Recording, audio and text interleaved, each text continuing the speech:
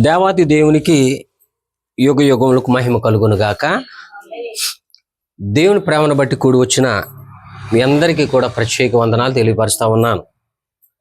అలాగనే నాకు ఈ అవకాశం ఇచ్చినటువంటి స్త్రీల సమాజం వరకు కూడా మరొకసారి ప్రత్యేక వందనాలు తెలియపరుస్తా ఉన్నాను. హల్లెలూయా.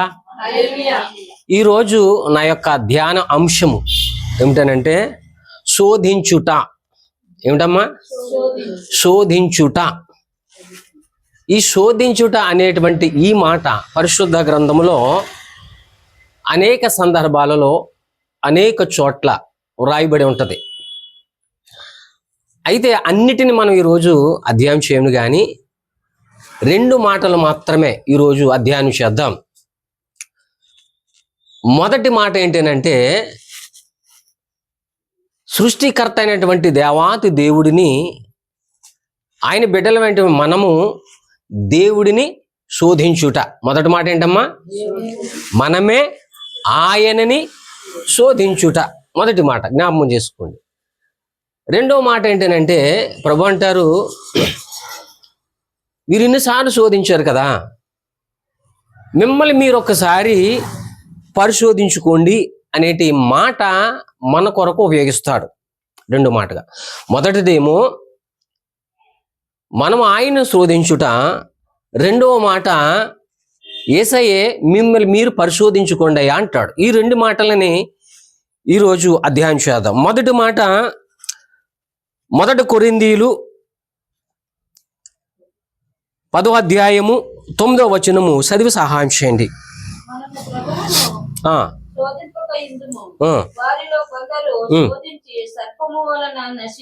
సరిపోద్దమ్మా, నేను కూడా చదువుతాను. మనము ప్రభువును శోధింప యుందము, వారిలో కొందరు శోధించి సర్పము వలన నశించిరి అనేటువంటి మాట చదవబడినటువంటి ఈ లేఖనం మనకు కనబడతా ఉంది. చాలా జాగ్రత్తగా వినాల. ఈ మాట ఎవరితో చెబుతున్నారు అని అంటే ఆలోచన చేయగలిగితే, పౌలు భక్తుడు కొరింథీయుల సంఘానికి లేఖ రాస్తూ జ్ఞాపకం చేస్తూ ఉన్నాడు.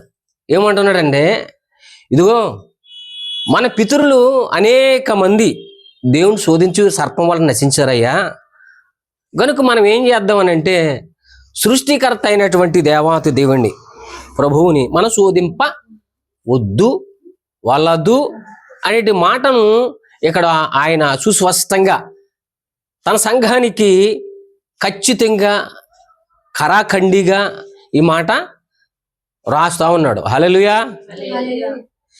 ఈ మాట ఒక అర్థం చేసుకుందాం. దేవుని యొక్క మనసు ఏంటనేది అర్థం చేసుకోవడానికి ఒక ఉపమానం చెప్పడానికి ఇష్టపడతా ఉన్నా. ఇక్కడ కూర్చున్నట్టు మనమందరం కూడా మనకు ఒక కుటుంబం ఉంటుంది. హల్లెలూయా.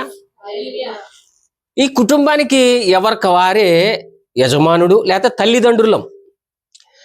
తల్లిదండ్రులు అంటే మనమందరము కూడా మన బిడ్డలు కనేటప్పుడు, అయ్యా కుమార్తె కుమారుడా నిన్ను కనాలా వద్దా అని మన బిడ్డల్ని అడిగి కంటమా? కనం. హల్లెలూయా. సరే, కన్నాము.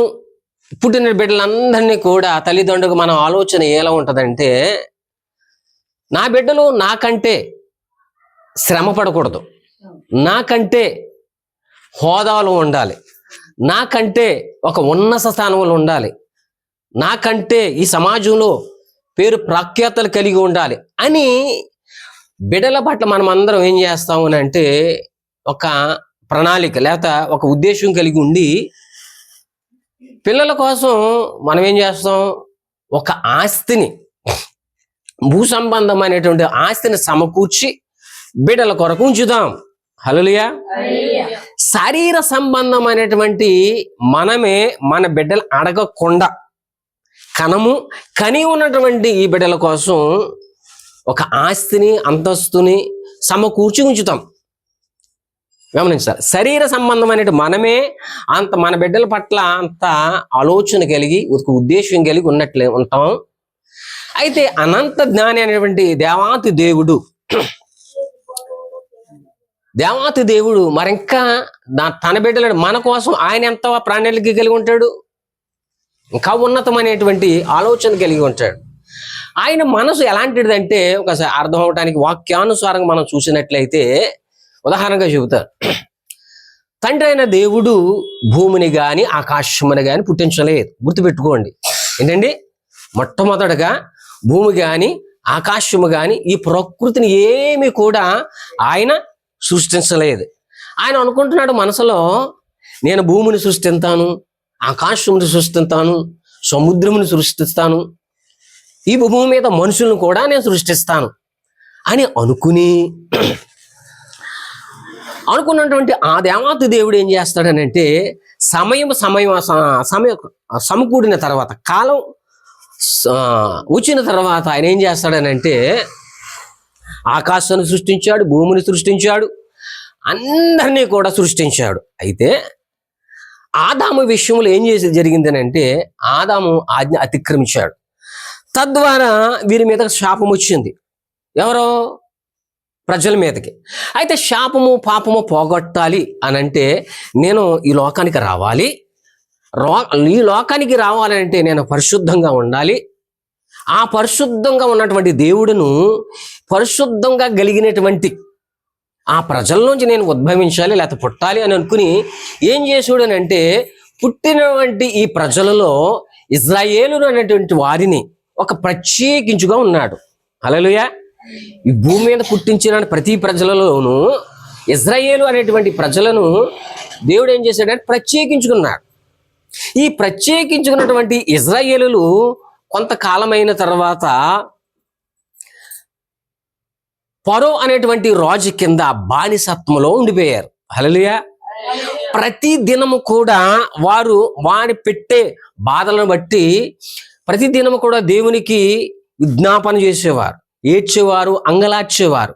ఆ అంగలార్పునంతటిని కూడా దేవుడు అంగీకరించి మోషేని పంపించి ఐగుప్తు రాజు యొద్ద 10 రకములైనటువంటి తెగుళ్ళు లేకపోతే అద్భుత కార్యములను చేసి వారిని ఐగుప్తు దేశము నుండి కానాను అనే దేశము వరకు వారిని నడిపిస్తూ ఉన్నాడు.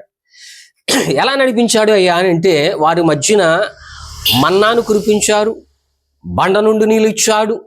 వారికి ఎర్ర సముద్రము అడ్డు వచ్చినప్పుడు ఆయన దక్షిణ హస్తం చాపి ఎర్ర సముద్రం 2 పాయలుగా చేసి ఆయన ఎర్ర సముద్రము కూడా ఆయన దాటించాడు. అన్ని అద్భుత కార్యములు, ఆశ్చర్య కార్యములు ఇజ్రాయేలుల పట్ల ఆయన్ను చేస్తూ కోడి తన రెక్కల కింద ఎలాగైతే నడిపిస్తుందో అలాగున వారిని యేసు ప్రభు వారు నడిపించుకుంటూ వచ్చారు. అయితే ఇశ్రాయేలు ప్రజలను ఏం చేశారు అంటే ఆయనను శోధించారు. హల్లెలూయా. ఈ ఇశ్రాయేలు ప్రజలు ఎలాగ దేవుని శోధించారో కొన్ని విషయాల వాక్యం నుంచి మనం చూసి నేను వాక్యాన్ని ముందుకు తీసుకెళ్తాను. హల్లెలూయా. ఇలా ఎలాగా దేవుని శోధించారు అంటే హెబ్రీలు రాసిన పత్రిక 3వ అధ్యాయం 9వ వచనములో మనం చూసినట్లయితే నేను చదువుకుంటూ వెళ్ళిపోతాను, మీరు అలా ఉందో లేదో మాత్రమే చూడండి. హెబ్రీలు రాసిన పత్రిక 3వ అధ్యాయం 9వ వచనములో 40 సంవత్సరములు నా కార్యములను చూచి మీ పితరులు నన్ను పరీక్షించి శోధించిరి అని ఉంది. హల్లెలూయా. గమనించండి, దేవుడు ఫరో యొక్క దగ్గరుండి లేదా ఐగుప్తు దేశము నుండి కానాను అనే దేశం వరకు కూడా అద్భుతకార్య ఆశ్చర్యకార్యాలు ఎన్నో చేసినప్పటికీ కూడా దేవుడు వాక్యములు చెబుతూ ఉంది, నా కార్యములు చూసి మీ పితరులు నన్ను పరీక్షించారు, శోధించారు అంటుంది. ఎన్ని సంవత్సరాలమ్మా? 1 కాదు, 2 కాదు, 3 కాదు, 40 సంవత్సరాలంట ఆ దేవాతి దేవుణ్ణి పరీక్షించి శోధించారని దేవుని వాక్యం సెలవిస్తుంది. ఇంకా లోతుగా మనం చూసినట్లయితే కీర్తనలు 106:14 మనం చూసినట్లయితే అక్కడ ఇలా రాయబడి ఉంది, అరణ్యములో వారు బహుగా ఆశించి ఎడారులో శోధించురని దేవుని వాక్యం సెలవిస్తా ఉంది. హల్లెలూయా. ఎలాంటి ప్రదేశంలో దేవుని వీళ్ళు శోధించారని అంటే అది గొప్ప పట్టణము కాదు, అది ఆహారం దొరుకు ప్రదేశము కాదు. ఎలాంటి ప్రదేశంలో? అరణ్యములో బహుగా ఆశించినట్ట ఆ దేవుణ్ణి శోధించారని. ఎడారులోను అరణ్యములోను ఆయన్ని శోధించారని దేవుని వాక్యం సెలవిస్తా ఉంది. ఎలా ఆయన్ని శోధించారు అని అంటే కాస్తంత లోతుగా వాక్యాన్ని మనం చూస్తే అదే కీర్తన 78 41వ వచనంలో చూస్తే దేవుణ్ణి ఎలాగా వారు శోధించారు అని అంటే అక్కడ వ్రాయబడి ఉంటది, మాటి మాటికి వారు దేవుణ్ణి శోధించి మాటి మాటికి ఇశ్రాయేలు పరిశుద్ధ దేవుణ్ణి సంతాపము కలిగించురని దేవుని వాక్యం సెలవిస్తా ఉంది. హల్లెలూయా. ఎంత దారుణముగా, ఎంత కఠినముగా ఆ దేవుణ్ణి శోధించారు ఇశ్రాయేలు ప్రజలు అని అంటే మాటి మాటికినంట వారు దేవుని శోధించి ఇశ్రాయేలు పరిశుద్ధ దేవుణ్ణి సంతాపన కలిగించారట. హల్లెలూయా. ఈ మాట మీకు అర్థం కావడానికి ఒక మాట మీకు జ్ఞాపకం చేస్తాను. ఒక సందర్భంలో మీకు ఆల్రెడీ చెప్పి ఉన్నాను, మరల ఈ మాట జ్ఞాపకం చేస్తాను. ఒక తండ్రి కుమారుడు ఉన్నాడు, అది యవనస్తుడు. ఆ యవనస్తుడిని తండ్రి బాగా చదివిస్తాడు, తల్లి లేదు. అయితే ఒక దినమున తండ్రి వద్దకి కుమారుడు వచ్చి అంటాడు, డాడీ నేను పరీక్షగా ఫీజుకి అమౌంట్ కావాలని అడుగుతాడు. వెంటనే చిరునవ్వు నవ్వి తండ్రి అంటాడు, అలాగేనయ్యా ఇస్తానంటాడు ఉదయం పూట. అలాగే మధ్యాహ్నం కూడా తండ్రి వద్దకు వచ్చి అదే మాట పలుకుతాడు. వెంటనే తండ్రి అంటాడు, అయ్యా ఉదయం చెప్పేవు కదా నేను ఇస్తానన్నాడు. మరలా 3 గంటలు అయిపోయింది. 3 గంటలకు మరలా వచ్చాను, అయ్యా మధ్యాహ్నం చెప్పావు, ఉదయం చెప్పావు, మధ్యాహ్నం చెప్పావు, మళ్ళీ ఇప్పుడు చెప్తున్నావు, ఒకసారి చెప్పావు కదా నేను ఇస్తానన్నాను కదా అంటాడు. మరి సాయంత్రం అయిపోయిన ఇద్దరు కలిసి భోజనం చేయాల. అటువంటి తరుణంలో ఇలాంటి భోజనం వాళ్ళ దగ్గర అడుగుతున్నా అన్నాడు, డాడీ పరీక్ష ఫీజుకి అమౌంట్ కావాలయ్యా అన్నాడు. డాడీ చిరాకు పడ్డాడు, అంత మా అని అడుగుతాడంటే చెప్పావు కదా అంత మాను, ఒకసారి చెప్పి 2 సార్లు చెప్పి ఇస్తాను చెప్పాను కదా అని తండ్రి తన కుమారుడి మీద చిరాకు పడ్డాడు. వెంటనే యవనస్తుడు కదా, వెంటనే కొడుకు ఆయనకి కోపం వచ్చి లోనికి వెళ్ళి డోర్ వేసుకుని ఉన్నాడు. వెంటనే రాత్రి 9 అయింది, 10 అయింది, కొడుకు ఇంకా భోజనానికి రావట్లే. తండ్రి కనికరం కలిగిన వాడు కదా, వెంటనే కుమారుడు ఏం చేస్తున్నాడని మెల్లగా తలుపు తీసుకుని లోనికి వెళ్ళాడు. వెళ్ళిన తర్వాత కొడుకు అంగలార్చి చేస్తున్నాడు. వెంటనే ఆ కనికరం కలిగిన ఆ తండ్రి ఆ కుమారుని హత్తుకుని ఎట్లా పట్టుకుని, కొడుకా ఎందుకు ఏడుస్తున్నావు, నేను కోప్పడ్డానా అని అంట. లేదు డాడీ పరీక్ష ఫీజుకు డబ్బులు అన్నాడు. వెంటనే తండ్రికి జాలి కలిగింది. జాలి కలిగి ఏం చేశాడంటే మాట్లాడటం ప్రారంభించాడు, అయ్యా ఇంతవరకు కూడా నిన్ను సంరక్షించాను, పోషించాను, నిన్నెంతవరకు చదివిస్తా ఉన్నాను, నీ భవిష్యత్తు నాకు తెలీదా? ఇదిగో నువ్వు అడిగింది కరెక్టే, నేను ఇస్తానన్నది కరెక్టే. అయితే ఇక్కడ చిన్న పొరపాటు ఏంటంటే ఇవాళ శుక్రవారం, ఇవాళ బ్యాంకుల సెలవు, రేపు శనివారం సెకండ్ సాటర్డే సెలవు, ఆదివారం కూడా సెలవు, ఈ 3 రోజులు కూడా సెలవు కనుక సమస్త ఆస్తి అంతా కూడా నీ పేరనే రాయించాను. నేను బ్రతుకు దినములన్నిటి కూడా నేను ఇస్తాను. నేను చనిపోయిన తర్వాత సమస్త ఆస్తి కూడా నీవు అనుభవించినట్లుగా బ్యాంకులో నీ పేరనేసానయ్యా, కనుక 3 దినాలు ఆగు, కనుక ఆగితే నీకు ఖచ్చితంగా డబ్బు నీకు ఇస్తానని చెప్పాడు. గమనించండి, ఇక్కడ మనం గమనించినట్లయితే శరీర సంబంధమైనటువంటి ఒక తండ్రిని కుమారుడు మాటి మాటికి అడిగితే తండ్రి కోపం వస్తుందా? తండ్రి ఎలాంటి వాడు? కుమారుడు యొక్క భవిష్యత్తు ఎరిగినవాడు కనుక, భవిష్యత్తు ఎరిగి ఉన్నాడు కనుక కుమారుడి పేరట ఆస్తిని బ్యాంకులో దాచించాడు. అలాగా దాచించినటువంటి ఈ యవనస్తుడు మాటి మాటికి డాడీ డబ్బులు అంటే ఎంత చిరాకు పడుతుంది తండ్రికి. అలాగనే ఇశ్రాయేలు కోసం దేవాది దేవుడు ఏం చేశాడు? ఒక ఉద్దేశం ఉంది, ఒక చిత్తం ఉంది, ఒక ప్రణాళిక ఉంది. వారి మధ్య అనేకమైనటువంటి కార్యాలు కనులు ఎదుట చేశాడు. అయినను వారు ఏం చేస్తున్నారంటే మాటికి ఆయన ఏం చేస్తారంటే పరిశుద్ధ దేవుణ్ణి సంతాపం పుట్టించేస్తారు. సంతాపం అంటే ఏంటి తెలుసా? అయ్యో వీరిని అనవసరంగా ఐగుప్తు దేశం నుండి తీసుకొచ్చాను రా నాయన అని సంతాపం పుట్టేసంతటిగా తండ్రి అయిన దేవుణ్ణి వీరు ఇశ్రాయేలు ప్రజలు ఏం చేశారు? శోధించారు. హల్లెలూయా. ఇంకొక మాట చూపిస్తాను. కీర్తనలు 78:18 వారు తమ ఆశ కొలది ఆహారమును అడుగుచు తమ హృదయములో శోధించురి. హల్లెలూయా. ఏం చేశారట? వారు తమ ఆశ కొలది ఆహారమును అడుగుచు తమ హృదయములో దేవుణ్ణి శోధించిరి. గమనించండి ప్రియ దేవుని సంఘమా, ప్రతి విశ్వాసుడు కూడా ఈ మాట జ్ఞాపం చేసుకోవాలి. ఏది? హృదయములో శోధించుట అనేది చాలా ప్రమాదకరమైన విషయం. హల్లెలూయా. హృదయమును శోధించుట ఎలాంటిదంటే, హృదయంలో శోధించడం అంటే సనగటము, మూలగటము, ఇవి హృదయములో శోధించుట.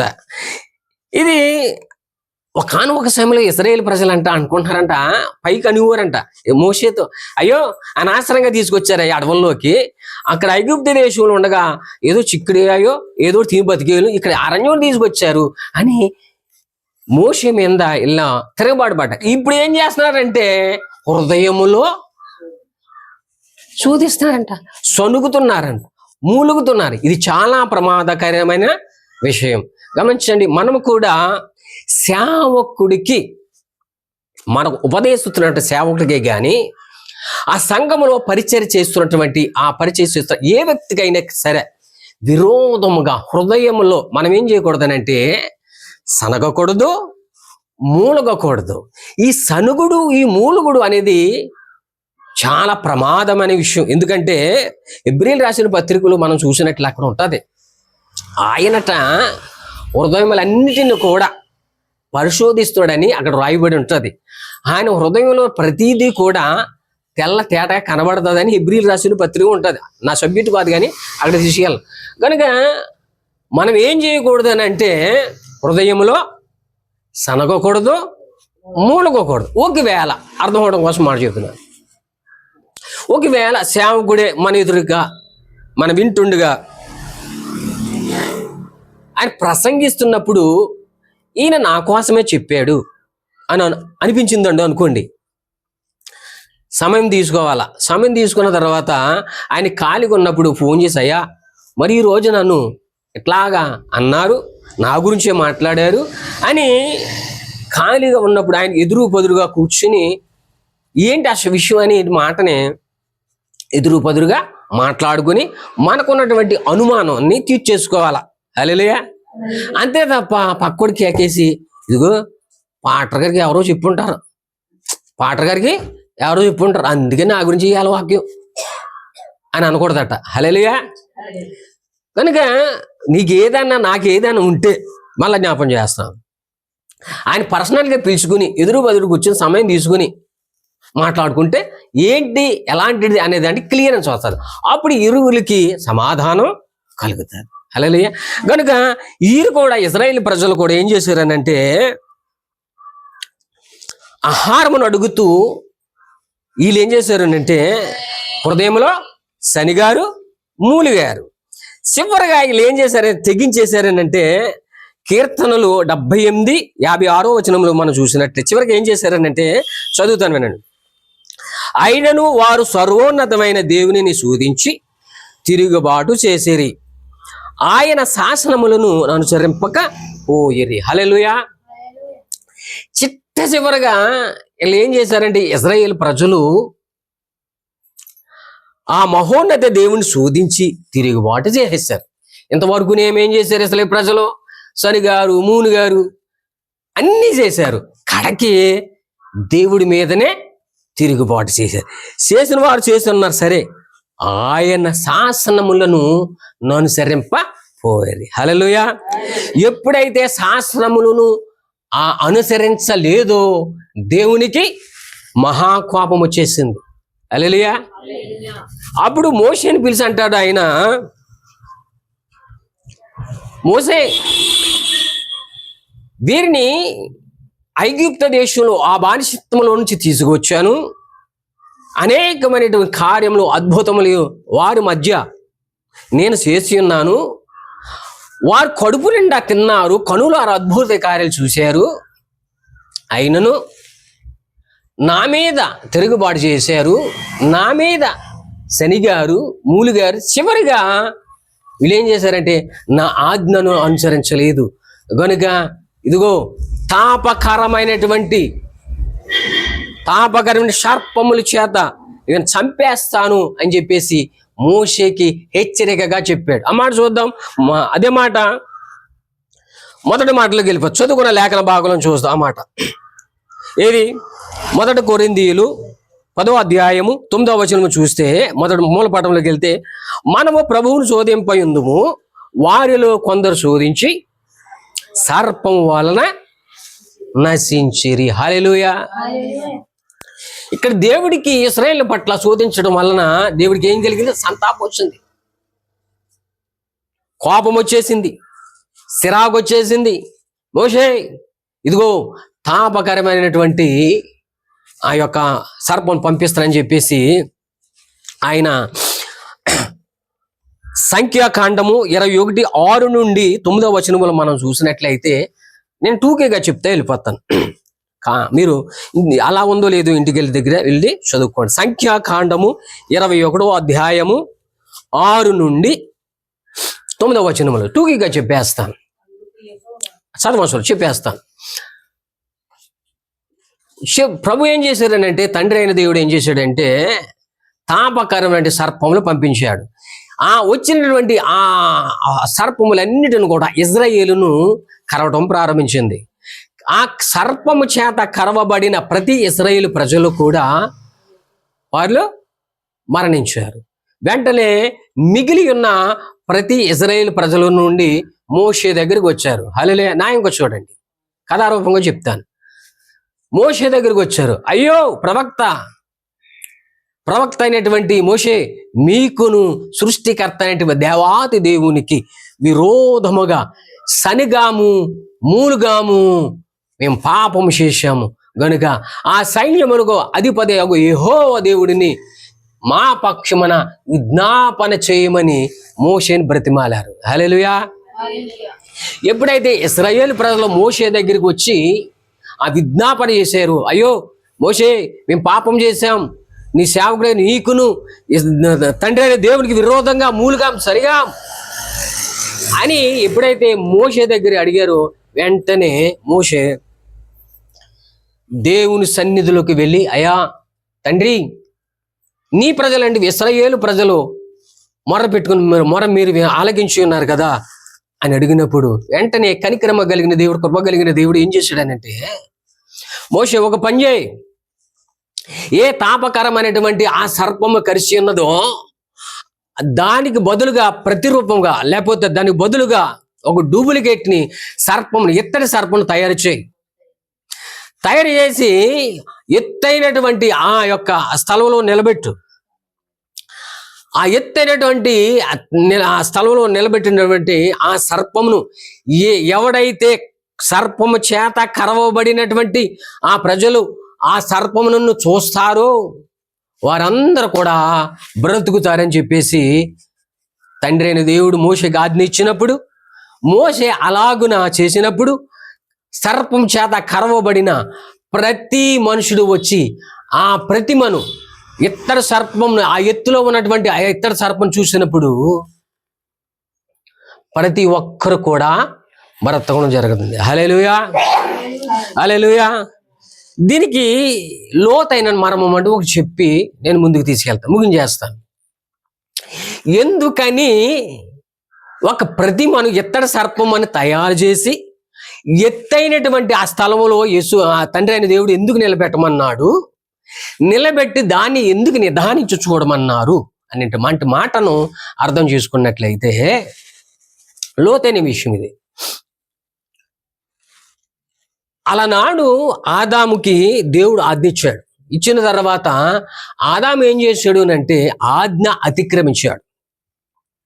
ఎప్పుడైతే ఆదాము ఆజ్ఞ అతిక్రమించాడో ఆది కాండములో ఉన్నటువంటి ఆది ఘట సర్పము ఆదాము మొదలుకొని ఇదిగో ఇశ్రాయేలు ప్రజల వరకు కూడా మరణము అనేటువంటి సర్పము చేత కరవబడి, వినాలి, ఆది ఘట సర్పం అనేటువంటి సర్పం చేత కరవబడి, పాపం అనేటి శాపం అనేటువంటి ఆ సర్పం చేత కరవబడి కరిచిన ప్రతివాడు కూడా ఎక్కడికి వెళ్తున్నాడంటే ఆడి ఆత్మ నరకాగ్నిలోకి వెళ్ళిపోతుంది. గనుక కనికరం కలిగి దేవుడు ఏం చేశాడు అని అంటే, అయ్యా ఆ యొక్క ఆదాము మొదలుకొని ఇప్పటి వరకు కూడా ఆది ఘట సర్పం మిమ్మల్ని కరుస్తూ ఉంది కదా, కరిచినటువంటి ప్రతి ఒక్కడు నరకాగ్నికి వెళ్ళిపోతున్నాడు కదా, ఇలా జరగడానికి వీరలేదు. మీ అందరి కోసం ఇదిగో ఆ ఎత్తైనటువంటి ఆ ఇత్తడి సర్పం ఉంది కదా, ఆ ఇత్తడి సర్పానికి అర్థం ఏమిటో తెలుసా? మీ అందరి కోసం కొన్ని సంవత్సరాల తర్వాత ప్రభు అయిన యేసుక్రీస్తు వారు పుడతారు. సర్వమానవ యొక్క పాప పరిహార్థం కొరకై ఆయన శిలువలో మరణించి, రక్తం చిందించి మరణించి తిరిగి లేస్తాడు, ఆయన ఎత్తబడతాడు అని ఆ ఘట సర్పమునకు ఉదాహరణగా చెబుతూ, అట్లాగా నమ్మి విశ్వసించి ఆ ప్రతిబింబమని ఆ గర్భాన్ని చూసి నమ్ముతాడు. ఇప్పుడు ప్రస్తుత కాలం ఇప్పుడు ఇశ్రాయేలు ప్రజలు తాపకరమైనటువంటి ఆ పాపం ఆ సర్పం చేత కరవబడి ప్రతి ఒక్కరు చనిపోతున్నారు కదా. ఆ మిగిలిన ప్రతి ఒక్కరు వచ్చి మోసే తయారు చేయబడిన ఆ ఇత్తడి సర్పం దాన్ని నిదానించి చూడమన్నాడు. ఆ నిదానించి చూడడం అర్థం మళ్ళా చెబుతున్నాను. మనందరి కోసం యేసు ప్రభు వారు మన కోసం చనిపోతాడు అని నమ్మి నిదానించి చూస్తున్న వారు బ్రతుకుతారు. అందుకనే ఆ ప్రకారంగా మోసే చేత ఆయన ఆ సర్పాన్ని పెట్టడం జరిగింది. హల్లెలూయా. కనుక ఆ ప్రకారంగా ప్రతి ఒక్కరు కూడా బ్రతికించబడ్డారు. మొదటి మాట మనం అధ్యయనం చేసాం. ఏది? ఇశ్రాయేలు ప్రజలు ఏం చేశారు వీళ్ళు అనంటే, ప్రభు అయిన తండ్రి అయిన దేవుణ్ణి శోధించారు. శోధించి ఆయన యొక్క ఆజ్ఞను అనుసరించలే. వారి కోసం అనేక గొప్ప కార్యములు చేశాడు. వారు కన్నులు ఎదుట గొప్ప కార్యములు చేశాడు, అద్భుత కార్యములు చేశాడు. అయినను వీళ్ళు ఏం చేశారంటే, ఇశ్రాయేలు ప్రజలు దేవుని యొక్క ఆజ్ఞ అతిక్రమించారు. అటు తర్వాత ఆయన మీద తిరగబాటు చేశారు. కనుక మనమందరము కూడా క్రీస్తు రక్తం చేత మనం కూడా ఏం చేయకూడదు? ఇశ్రాయేలు ప్రజల వలె మనమును తండ్రి అయిన దేవుణ్ణి శోధించకూడదు. అదే మాట ఇక్కడ చెలవిస్తున్నాడు. మనమును ప్రభువును శోధింప యుందుము. హల్లెలూయా. అయ్యా చెప్తున్నాడు, ఇశ్రాయేలు ప్రజలు పితరులు శోధించి వారు చనిపోయారు. మనము కూడా ప్రభు అయిన యేసుక్రీస్తు వారిని లేదా సృష్టికర్త దేవుని మనము శోధించకూడదు. మనం శోధిస్తున్నామా లేదా అనేటువంటి ఆలోచన ఈరోజు మనం చేయాలి. హల్లెలూయా. మనం ఆలోచించాం మన స్థితిగతులు ఎలాగున్నాయి, పూర్వకాలంలో ఎలాగున్నాయమ్మా? తినటానికి తిన్నుందా? కట్టుకుంటాను పట్టుందా? లేదే. పెంట కుప్పల మీద ఉన్న వారు మన జ్ఞాపకం చేసుకుని ఈ రోజున మనల్ని ఏం చేశాడంటే ఒక ఉన్నత స్థలములో ఆయన నిలబెట్టాడు. ఒకరికి అప్పిచ్చే వారిలా ఉంచారే కానీ మనం అప్పు తీసుకునే వారిలా చేయలేదు. కనుక మనం ఏం చేయాలంటే ఇశ్రాయేలు ప్రజలలాగా మన దేవుని మీద సనగకూడదు, మొలగకూడదు. ఏం చేయాలయ్యా అనంటే, ప్రతిదినం కూడా ఊపిరినిచ్చావయ్యా నీకు స్తోత్రాలు, అనుదిన ఆహారం ఇచ్చాయా నీకు స్తోత్రాలు, వస్త్రం ఇచ్చారయ్యా నీకు స్తోత్రాలు, నేను బ్రతికి ఉన్నానంటే నీ కృప అని ప్రతిదినం ఆయన చేసిన మేలును బట్టి మనము కృతజ్ఞతాస్తుతులు చెల్లించలేకప్ప. అదిగో అడిగి ఎకరం ఇచ్చాడు ప్రభు, ఆయన స్వార్థపరుడు. నేను ఆయన కంటే నేను భక్తి చేస్తున్నాను, నాకేముంది, నా పిల్లలు దరిద్రులు, నా కుటుంబం దరిద్రం, రోగం మీద రోగము చేస్తుంది అని మనం దేవుని మీద హృదయంలో అనుకుంటే దేవుడికి మనం ఆయన శోధించినట్లే, ఆయన మనం హృదయంలో మూలిగినట్లే. కనుక ప్రభు ఏమంటారనంటే, చాలా మంచి దేవుడు. ఎంత గొప్ప దేవుడు అంటే నా విషయంలో చెప్తున్నాను, ఆ సందర్భం నుంచి కూడా వచ్చినాను. హృదయంతరంగంలో పరిశోధించి దేవుడు ఆయన. ఒక ఆయన అంటాడు ప్రభు నా గురించి, అయ్యా నీ తల్లి గర్భంలో నుండి నిన్ను నేను ప్రత్యేకించుకున్నాను. ఏమంటాడు? మీరు నమ్మండి నమ్మకపోండి, నీ తల్లి గర్భంలో నుండి నిన్ను ప్రత్యేకించుకున్నాను.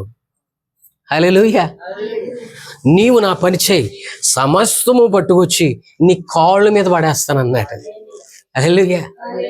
అంటాడు, నీ తల్లి చేసిన భక్తిని బట్టి ఆ అభిషేకమును పొట్టలోంచి తీశాను కొడుక అంటాడు. కనుక నువ్వు ఎన్ని దినములు ఈ భూమి మీద ఉండాలో ఎముకలన్నీ కూడా ఒకటముకు ముందే ఆయన గ్రంథములో నిన్ను లెక్కించుకున్నాను, పంపించి ఉన్నాను, నీవు భయపడకు.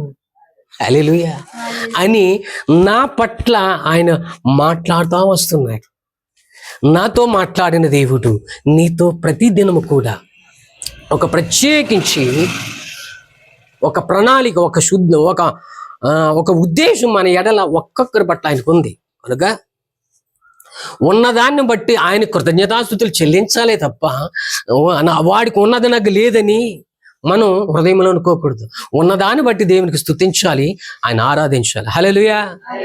కనుక ఇశ్రాయేలు ప్రజలలాగా మనము హృదయంలో సనగకూడదు, మూలకూడదు.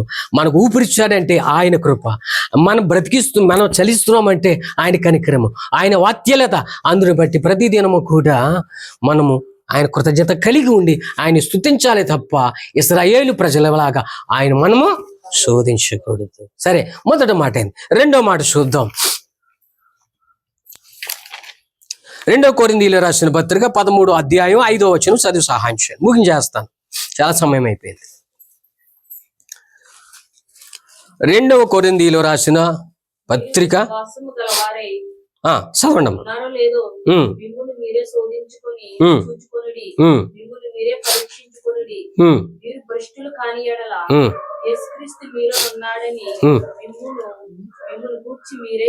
హల్లెలూయా. మాకు ఆ మాట నేను చదువుతాను. మీరు విశ్వాసము గలవారై ఉన్నారో లేదో మిమ్ముని మీరే శోధించుకొని చూసుకొనుడి, మిమ్ముని మీరే పరీక్షించుకొనుడి. మీరు భ్రష్టులు కాని ఎడల యేసు క్రీస్తు మీలో ఉన్నాడని మిమ్మును గూర్చి మీరే ఎరుగారా. హల్లెలూయా. ముగించేస్తున్నాను. ఇక్కడ ఆయన అంటున్నాడు, వాక్యం ద్వారా సెలవిస్తున్నాడు, ఇంతవరకు నన్ను అనేక విషయాల్లో నన్ను శోధించారు కదా, ఇప్పుడు మీరు మిమ్మల్ని శోధించుకోండి అయ్యా అని మనల్ని ప్రశ్నేస్తున్నాడు. హల్లెలూయా. మనల్ని పరిశోధిస్తున్నాడు. చదివినటువంటి ఈ లేఖన భాగంలో 3 మాటలు ఇక్కడ కనబడతాయి. ముగించేస్తున్నాను 3 మాటలు. ఒకటి, మీరు విశ్వాసముగా వారే ఉన్నారో లేదో మిమ్మల్ని మీరే పరిశోధించుకొని చూసుకునేది. మొదటి మాట. ప్రియ దేవుని సంగమా, ఆలోచన చేయగలిగాలి. ఏ మాట విని నమ్మి విశ్వాసించి మనం విశ్వాసంలో ముందుకు సాగామో, మొదటలో ఉన్నటువంటి ఆ విశ్వాసం ప్రస్తుత కాలమందు ఎలా ఉంది మనల్ని పరిశోధించుకోవాలంట. హల్లెలూయా. మొదటలో మనం ఎలా ఉంటాం? రోషం కలిగి ఉంటాం. హల్లెలూయా. ప్రభుకి ఏదో చేసేయాలని, దేవుడి పరిచయం ఏదో చేసేయాలని విశ్వాసంలో ముందుకు సాగిపోతా ఉంటాం. అయితే అప్పటికి ఉన్నటువంటి విశ్వాసము, ఇప్పటికి ఉన్నటువంటి ఈ విశ్వాసము మనం పరీక్షించుకోవాలా. హల్లెలూయా. సమయపోయినట్టుంది, సూలిపోయినట్టున్నారు. హల్లెలూయా. హల్లెలూయా. ముగించేస్తాను. నీ యొక్క విశ్వాసము సరిహద్దులు విశాలపడ్డాయా? హల్లెలూయా. నీకు ఇప్పుడు ఇప్పుడుకి ప్రభువునందు విశ్వాసము, నీ విశ్వాస సరిహద్దులు విశాలపరచబడినయా అనేటువంటి ఆలోచన చేయగలిగారు. సరిపోద్దులేండి, నేను అవి చేశాను, ఈ చేశాను, ప్రార్థన చేస్తాను, ఉపవాసం ఉంటున్నాను, ఇంతకన్నా నాకు అప్ప విశ్వాసం ఏంటి ప్రభు, నేను ప్రార్థన చేస్తాను, దేవుడి కార్యం చేసేస్తాను, ఇంత విశ్వాసం కుట్టాను కానీ దేవుడి కార్యం చేయలు కాదు అని అక్కడితో మనం హద్దు వేసుకోకూడదు. కానీ విశ్వాసంలో 1వ తరగతి నుండి 2వ తరగతిలోనికి వెళ్ళాలా, 2వ తరగతి నుండి 3వ తరగతిలోనికి వెళ్ళాలి. ఇలా తరగతిలోంచి ముందుకు పోవాలా. హల్లెలూయా. విశ్వాసం గురించి ఒక సందర్భంలో చెప్పాను, కాన్సెప్ట్ కాదు. కనుక అప్పటికి ఇప్పటికీ నీ విశ్వాసం ఎలాగుంది అనేటువంటి మాటని మనం ఆలోచన చేయాలి. రెండో మాట మనం చూసినట్లయితే మిమ్మల్ని మీరే పరీక్షించుకొనిడి. రెండో మాట, మిమ్మల్ని మీరే పరీక్షించుకొనిడి. ఎలా పరీక్షించుకుంటాం? హల్లెలూయా. అంటే మనమందరం కూడా విశ్వాసాన్ని ఎలా పరీక్షించుకుంటామని అంటే, మొదటగా వాక్యంతో మనం పరీక్షించుకోవాలి. ఎలా పరీక్షించుకుంటాం? వాక్యంతో పరీక్షించుకోవాలా. ఎలా చేస్తామని అంటే, సేవకులు మనకు వాక్యాన్ని ప్రకటిస్తూ ఉంటారు, లేదా మనం బైబిల్ని చదువుతూ ఉంటాం. ఈ విన్నటువంటి చదివినటువంటి మనము వాక్యానుసారం జీవిస్తున్నామా లేదనేటి వాక్యముతో మనం పరీక్షించుకోవాలి. అబద్ధం ఆడుతున్నామా? మానేసి. బూతులు తిడుతున్నామా? మానేసి. చాడీలు చెబుతున్నామా? మానేసి. సీరియల్ చదువుతున్నామా? మానేసి. ఎదరోళ్ళ మీద మన మీద డంబంగా చెప్పుకుంటున్నామా? మానేసి. ముసలమ్మ ముచ్చట్లు కవులు చెబుతున్నామా? మానేసి. ఇవన్నీ పరిశుద్ధ గ్రంథంలో ఉన్నాయి. ఆ వాక్యాన్ని విని వాక్యానుసారంగా నేను జీవిస్తున్నానే లేదా అని వాక్యం ద్వారా మనం పరీక్షించుకోవాలి. నీవు పరీక్షించకపోతే వేరే సంగతితో మాట్లాడుతున్న తర్వాత, రెండవదిగా ఎలా పరీక్షించుకుంటామంటే ఆత్మ ద్వారా పరీక్షించుకోవాలి. మన క్రీస్తు రక్తం చేత కడగబడిన ప్రతి ఒక్కరు కూడా పరిశుద్ధాత్మ పొందాల. ఈ పరిశుద్ధాత్మ పొందిన నేను కూడా ఈ పరిశుద్ధాత్మ దేవుడు ఏం చేస్తాడు అని అంటే, నీవు నన్ను కూడా ఆయన పాపంలోనికి వెళ్తున్నప్పుడు, రేపు దినము నువ్వు పాపం చేయబోతున్నావు, నీవు భయపడిపోతున్నావు, భయపడకు అని మనల్ని ఏం చేస్తాడంటే, పరిశుద్ధాత్మ దేవుడు మనల్ని పడిపోకుండా బలపరుస్తూ ఉంటాడు. అలాగే నేను ఆత్మ ద్వారాగా, పరిశుద్ధాత్మ ద్వారాగా బలపడుతున్నామా లేదా నువ్వు ఆత్మ ద్వారాగా పరీక్షించుకోవాలి. మూడవదా, యేసు క్రీస్తు రక్తం ద్వారా మనం పరీక్షించుకోవాలి. ఎలా పరీక్షించకుండా యేసు క్రీస్తు రక్తం ద్వారాగానంటే, ఉదయం మొదలుకొని సాయంత్రం వరకు కూడా మనం ఏం చేస్తామంటే, కన్నుల ద్వారాగాను, మాట ద్వారాగాను, క్రియ ద్వారాగాను, చేయరానిది, చూడరానిది, మాట్లాడరానిది అన్నీ కూడా మనం ఉదయం మొదలుకొని సాయంత్రం వరకు కూడా అన్నీ చేసేస్తాం. చేసేసి ఎంతో నీతిమంతులుగా, పరిశుద్ధులుగా ప్రార్థనలోకి వెళ్ళిపోతాం. వెళ్ళిపోయిన తర్వాత అక్కడ మనం పరీక్షించుకోవాలి. ఏమనంటే, అయ్యా ఉదయం మొదలుకొని సాయంత్రం వరకు కూడా మాటలు ఎందు, క్రియ ఎందు, మరి ఆలోచన ఎందు, భావోద్రేకందు మీకు వ్యతిరేకంగా నేను చేసేనా ప్రభువా? శిరస్సు మొదలుగా నీ రక్తం చేత శుద్ధీకరించి పవిత్రపరచమని ఆయన రక్తంలో మనకు కడుక్కోవాలి. ఉదయం లేచిన వెంటనే, ప్రభువా రాత్రంతా నీ కృపలో భద్రపరిచారు కనుక నీ రక్తంలో నన్ను ప్రోక్షించి, నన్ను పాపంలో పడకుండా నీ రక్తాన్ని ప్రోక్షించమని ఆయన రక్తం ద్వారా మనం బలపరుచుకోవాలి, పరీక్షించుకోవాలి. హల్లెలూయా. ఇంకా మన సాక్షి, ఏదైనా ఎవరితోటి అబద్ధం మాట మాట్లాడినోడు మన సాక్షి ఏం చేస్తుందంటే, తర్వాత అనవసరంగా నేను ఈ మాట మాట్లాడకపోతే ఆమె హృదయం గాయపడపోనేమో అని మనసు గద్దిస్తూ ఉంటుంది. కనుక నీ మనస్సాక్షి నేను గద్దించినప్పుడు వెళ్ళి సారీ చెప్పేస్తావు. సారీ చెప్పేస్తే అక్కడ నిన్ను పరీక్షించుకోవాలి. ఇలాగా వాక్యం ద్వారా పరీక్షించుకోవాలి, ఆత్మ ద్వారా పరీక్షించుకోవాలి, క్రీస్తు రక్తం చేత నువ్వు పరీక్షించుకోవాలి, పరిశుద్ధపరచుకోవాలి. ఫైనల్గా మన సాక్షిగా నన్ను నేను పరీక్షించుకోవాలి. లేదండి నేను పరీక్షించుకోనండి అన్నారనుకో, యేసే నన్ను పరీక్షిస్తాడు. హల్లెలూయా. ప్రభు ఛాన్స్ ఇచ్చాడు, నిన్ను నువ్వు పరీక్షించుకో. లేదండి నేను పరీక్షించుకోండి అని అనుకో, యేసయ్యే నన్ను పరీక్షిస్తాడు. ఎలా పరీక్షిస్తాడు తెలుసా? కష్టాల కొలుములో నుండి పుటమ వేస్తాడు. ఎక్కడ వేస్తాడు? కష్టాల కొలుములోని పుటమ వేస్తాడు. ఇరుకులో ఇబ్బందులు పెట్టాడంటే అప్పుడు ఉంటుంది నా స్వామి. ఏముంటుందంటే, వాళ్ళ కష్టాల కొలుగులో మనం పుటం వేసి పరీక్షిస్తాడంటే, అసలు నువ్వు ఎంత భక్తి చేస్తున్నావు కదా, ఎంత ప్రార్థన చేస్తున్నావు కదా, ఇంత కోహానికి ఇస్తున్నావు కదా, ఇంత మొదటగా వెళ్ళిపోతున్నావు కదా, ఇంత ఆరాధన చేస్తున్నావు కదా, ఈ యోగులకు ఒకసారి పరీక్ష ఏమంటావండి అన్నాడు అనుకోండి. మనం ఏమంటాం చెప్పినా, దేవుడు వద్దు, దెయ్యం వద్దు ఏమంటావా? ఇంత భక్తి చేస్తున్నాను, ఇంత దేవుడు ఎందుకు యథార్థం ఉంటున్నాను, ఇంత సేవ చేస్తున్నాను, పరిచయం చేస్తున్నాను, ఈ కష్టాలన్నీ నాకే రావాలా? దేవుడు నమ్మనప్పుడే బాగుంది నా బ్రతుకు అని అనుకుని ఏం చేస్తావు తెలుసా? దేవుడు దైవద్దు బాబా అని పరుగెట్టుకుని వెళ్ళి ఓ తాగిత్తు ఓ రెచ్చరేకు తెచ్చుకుని కాలుకో ఏలుకో కట్టేస్తాం. కనుక ఆయన నిన్ను నన్ను పరీక్షించడం వస్తే మనం తట్టుకోలేము. కనుక ముగించేస్తున్నాం. మనం ఏం చేయాలంటే ఇశ్రాయేలు ప్రజలలాగా మనం ఆయనను శోధించకూడదు. కలిగిన మనకందరం కూడా ఆయన్ని బట్టి, మనకి ఏదైతే కలిగి ఉందో ఆయన బట్టి ప్రతి దినము కూడా సనగకుండా మూలకుండా దేవుని స్తుతించాలి, ఆయన గణపరచాలి. హల్లెలూయా. అందుని బట్టి మన దేవుడు మన ఆశీర్వదిస్తాడు, దీవిస్తాడు. మొదటి మాట.